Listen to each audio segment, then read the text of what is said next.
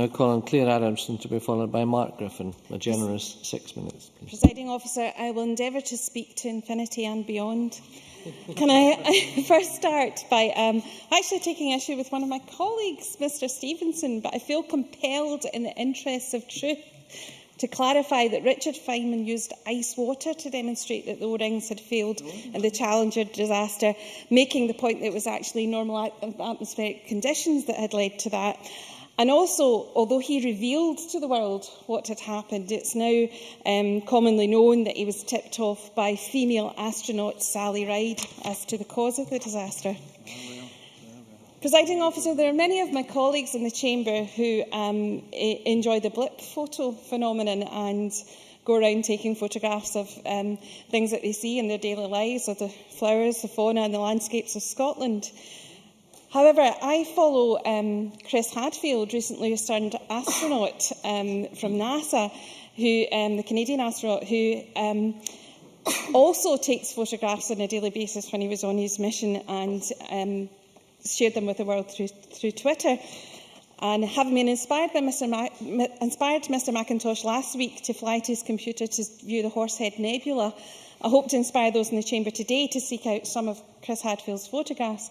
They include hot smokestack exhaust streams in harsh winds across Central Asia, clouds swoop in the Crimea, a white bird across the Black Sea, or my very favourite, an absolutely spectacular view, simply entitled Canada Rocks. Presiding Officer, there is no doubt that astronauts like Chris Hadfield, who have captured the imagination of the world, can inspire and enthrall our young people.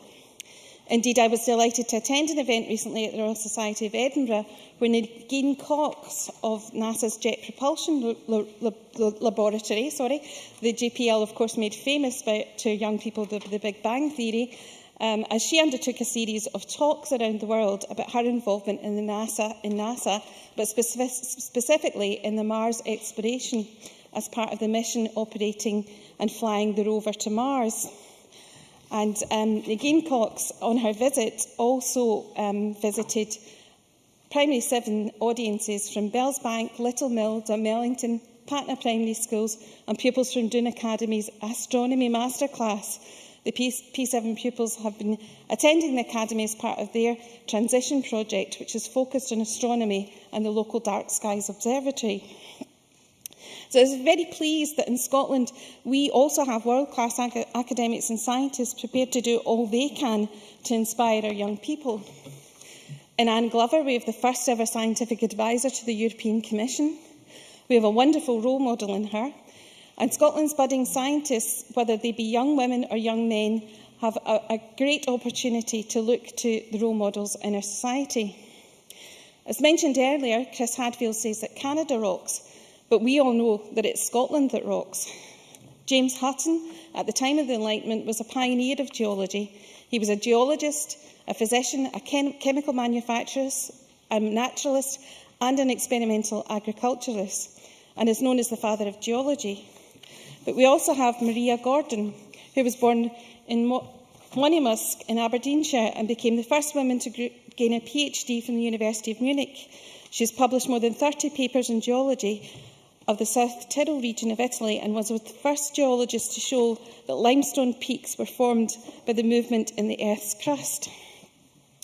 So it's great delight that I also attended the event mentioned by Liz Smith last week in the Parliament with students from Perth High School, professors and a teacher speaking about their experiences in studying higher geology. Exactly the type of round table Mr Henry was looking for. It was a pity he missed that event.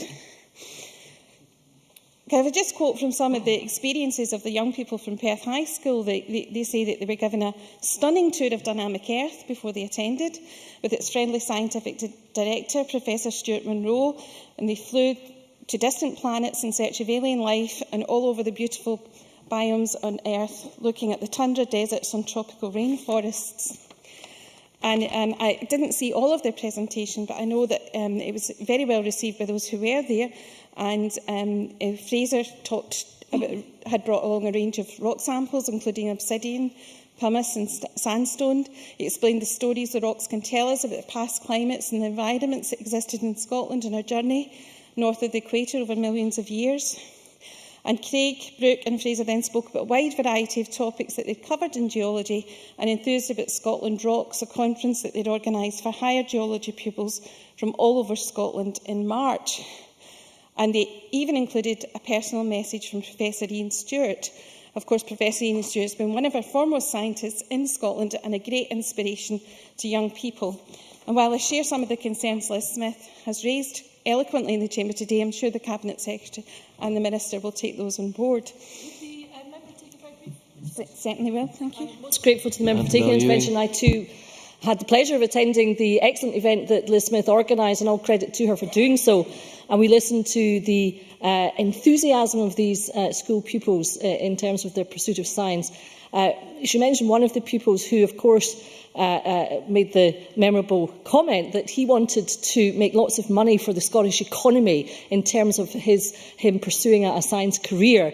And I think that's, of course, a very important point here. The application of science is a very growing and important industry for Scotland, and that's something that I think we would all recognise and wish to encourage.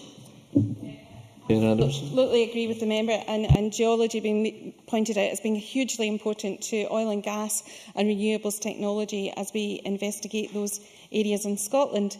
And if I could just mention a little bit more about the Scotland Rocks. It was an excellent example of engagement with people in the community. It involved a large number of people from across Scotland with an interest in geology that Perth High School took part in. 35 students from them, Bannockburn High, Fortrose Academy, George Heriot School and West Calder High.